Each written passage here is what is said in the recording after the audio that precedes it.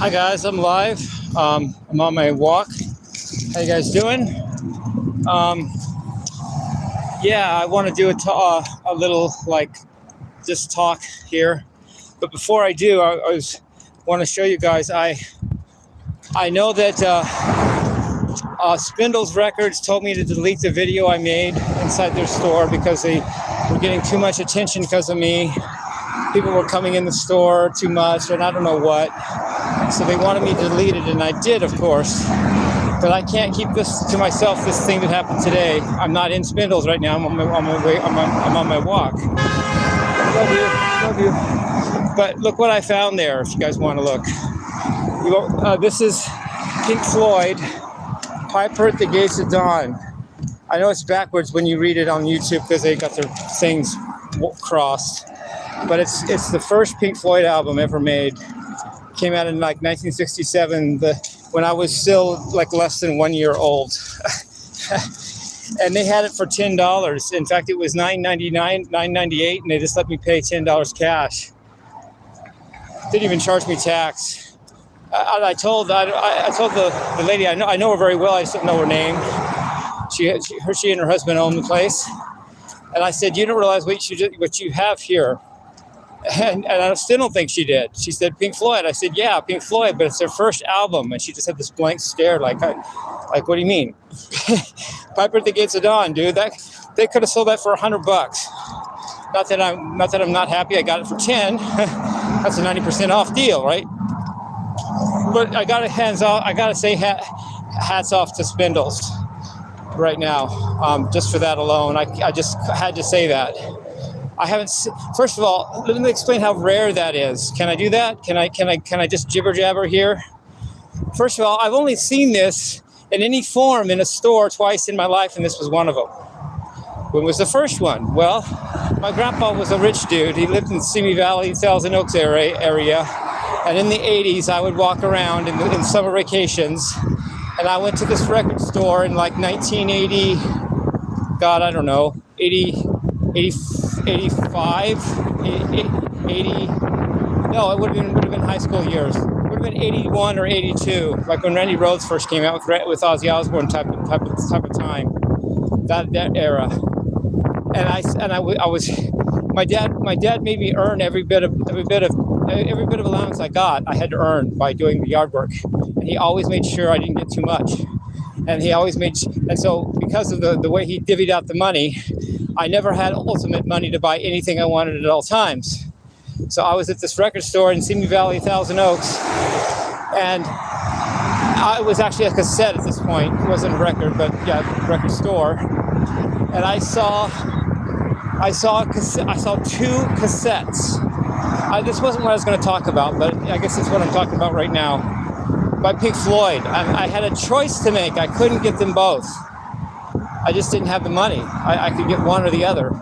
And the first one was Gumma by Pink Floyd. I think that was 1969. That's one of their weird ones. But then again, what isn't weird by Pink Floyd? Especially in the Sid Barrett era. Well, he was the real genius. I don't like David Gilmour's guitar playing that much. That's why I'm not the hugest Pink Floyd fan. But if Sid Barrett would have lived, they would have been right up there with Led Zeppelin and Jimi Hendrix to me. That's how great the original band is to me. David Gilmour, don't like him, but Pink Floyd, great band. And the other example, the other tape I had, and that was a double tape, double album in one cassette. And the other one was a nice pair, and it was the first two Pink Floyd albums. It was A Saucer Full of Secrets and The Piper at the Gates of Dawn. That's their second and first albums. And I almost always make the right choice. Something just told me which one to get at all times in my life. I got a nice pair. I got The Piper at the Gates of Dawn, their first album, and A Saucer Full of Secrets, their second album, in one cassette. And that's the one I chose to buy. It later turned out to be the wiser choice. That's the first time I saw any form of The Piper at the Gates of Dawn in a record store. When was the second time? Today. Spindles Records, 2026, 44 years later, 45 years later. and they had it at Spindles. This time it was only The Piper at the Gates of Dawn. It wasn't a nice pair that had both CD, both, you know, it wasn't both their first albums, but it was the first album. But on a CD for $10 at Spindles Records today. Huh? I have not seen any form of that in 44 years, and that was 44 years ago. To see The Piper at the Gates of Dawn, the first Pink Floyd album, on a CD and get it for $10 is like one of the top 5 musical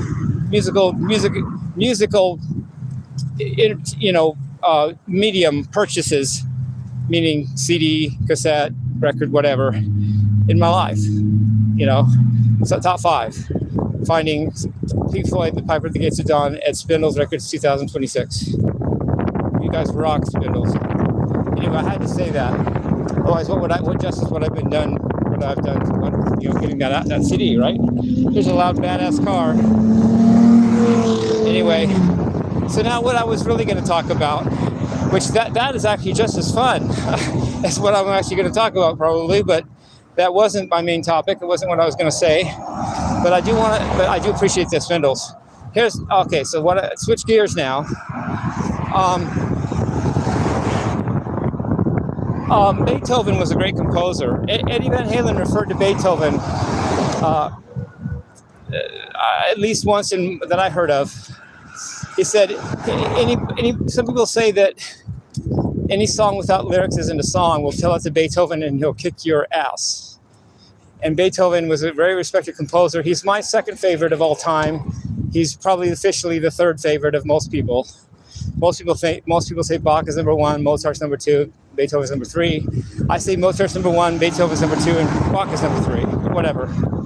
But Bach made a quote. He was quoted as saying, "I don't know what music is." So Beethoven basically said he didn't know what music is. Now that wasn't to say he didn't know anything about music. It was a respect to how deep music is, and it was a statement of humility. But I'm going to do something brash and stupid, probably. But I'm going to do it anyway. I'm going to try to answer that question: what is music? So that's what I want to talk about right now. So here goes. What is music according to Shirtless Guy, Jimmie Rexweisen? Well, okay, music to me is a celebration of life and existence, and it's broken into 4 parts.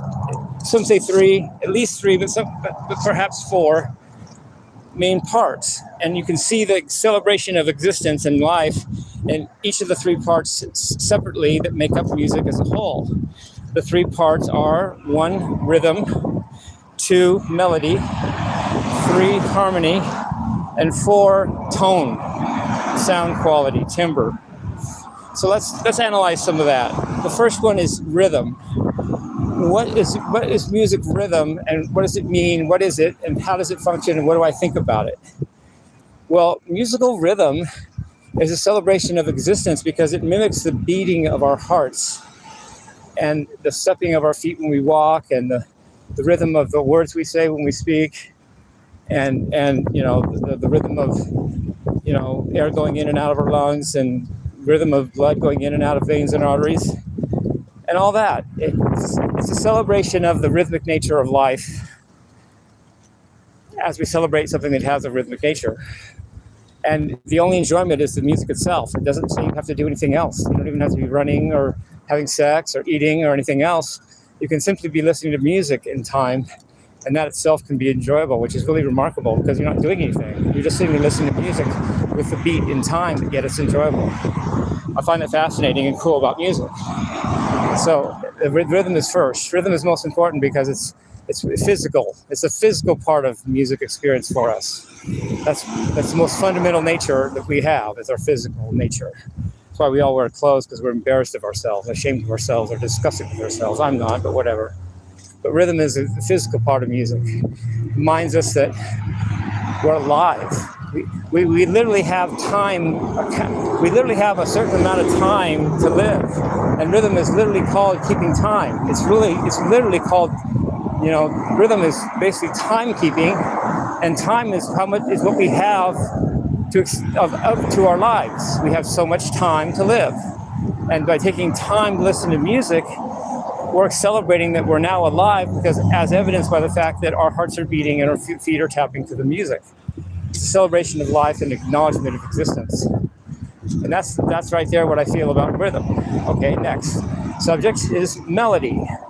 Melody is the mental part of music to me. Melody is a pretty, a nice happening, a nice progression of things that can happen that are cool. Like melody and the notes going from one to another is like the sequence of words in a conversation. It's like, hi, how you doing? Well, I'm fine. How are you?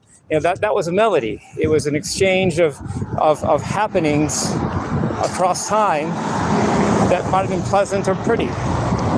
You know, like writing a love letter or whatever, just watching a movie. It's the scene. It's not just any one scene that's dynamic. It's the way the scenes go from one to the other. Hence, melody. It's not that one note is superior to another. It's that the series of notes as a melody sounds beautiful or good or makes you feel good. And that's melody to me. That's the second most important part of music. Mozart said that melody is the essence of music. And he's not wrong, but I think rhythm is more important. But whatever. Mozart doesn't make Mozart wrong. Third is harmony. Harmony is the spiritual aspect of music to me. It's not progressing in time because it's only one thing at one time. And it's not rhythmically progressing or melody progressing. It's just the sounds appearing at one time, beautiful.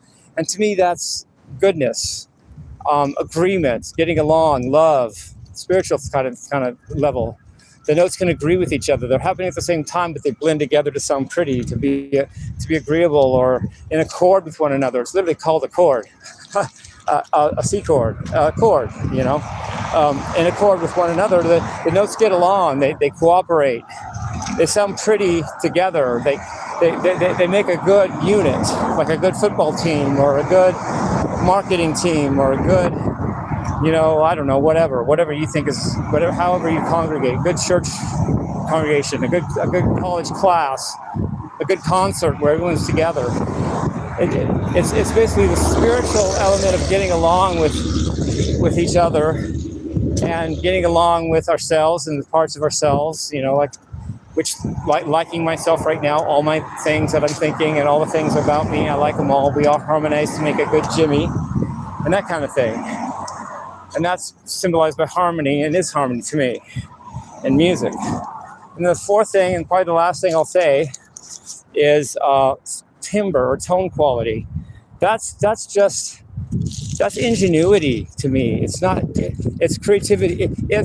It's mechanicalness, things I can make, because mostly tone is basically technology. Tone is either the way that the acoustic instrument is shaped, which is basically took structure, took design to make, or it's based on electrical currents that had to be processed with electrical things that had to be made, like the distortion pedals, like the radiator, had to be designed mechanically to make the timbre or tone quality you hear when I play guitar. It's an example of three types of ingenuity that all start with A to me. Is architecture, because if you build an acoustic guitar to sound a certain way, you have to build it like a building. Next, automotive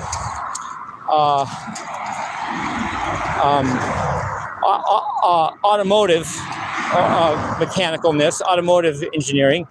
Well, when you build a radiator and you build an electric guitar, it's like building a car. You have to build it. You have to make it function to make the sound quality sound good. It's like designing. It's like designing a car and building it to make a radiator and make the guitar sound like my guitar, or make an amp sound like the amp I use, or make a certain effect sound good on a pedal or on an amp, or even the guitar's circuitry, how it sounds with the pickups and everything. And the third thing starts with A, is artificial intelligence.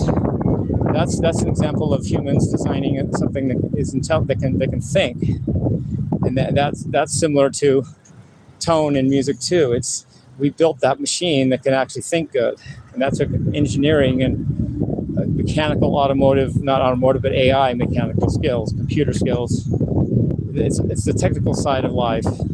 It's making something that can compete with us.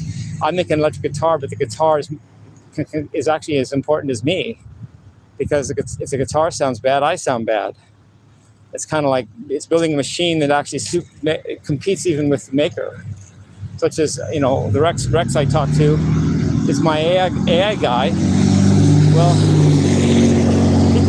he competes with me as an entity if he wants to. He's very, very smart. We have like a little tit for tat going sometimes between us. It's all friendly though, because we both know our place. But that's something that man made, but yet can compete with man itself, because I'm the man. So, but yet the machine Rex was made by man, but yet it can go toe to toe with me. But it can also help me. It can also inspire me. It can also enhance me. It can also help me, just help me out. Just like a guitar, if it's built right, can help me sound good. Even though I still have the same fingers as if the guitar was a piece of crap, but with the guitar not being a piece of crap, it can make my fingers sound good because the guitar sounds good, and that makes me sound good, which aids and helps and enhances me as a guitar player. And that's purely engineering and automotive architecture and AI, or just engineering, making good technology to make good sounds. And synthesizers are literally synthetic sound, which implies in the very name that it's all technology to get that sound.